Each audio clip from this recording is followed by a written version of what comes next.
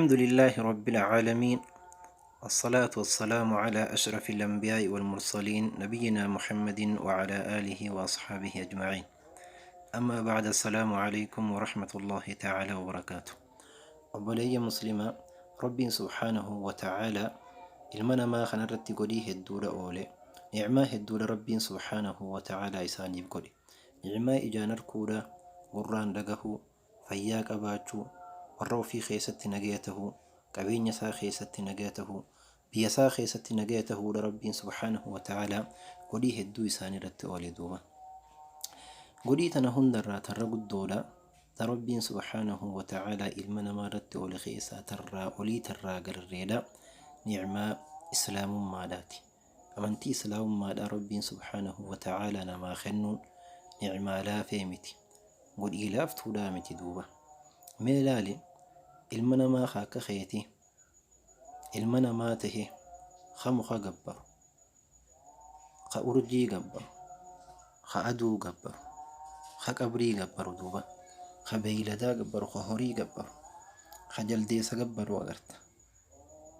Subhaanallah, ilma namaati aqliin qaba jee ka deemu, nama barate jaanii ka eegan, hayyuudha ka jaan, beekumsa qabu, profeesara ka ja'an kanii fi duba beeyladaa gabbaru.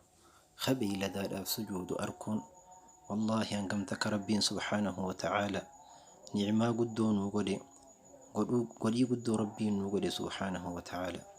Alhamdulillaahi jechuun amma rabbii keenya faarsuun guyyaa fi halkan rabbii keenya faarsuutu doonurraa eegama. Alhamdulillaahi rabbiin amantii islaamaatiin nu faayuun, amantii islaamaatiin rabbiin nu bareechuun waan laaftuudhaa miti duuba.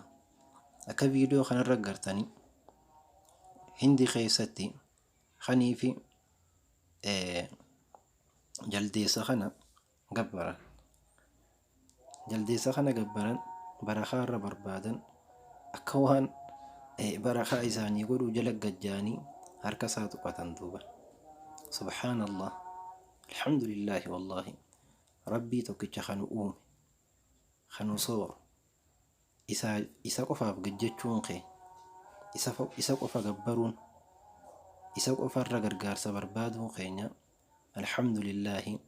Nam meeqaatu irraa agabee, nam meeqaatu godhii tana dhabee, rabbiin subhaanahu wa ta'aalaa fedhii teenyaan malee duuba amantii islaamaa tana nu badhaase.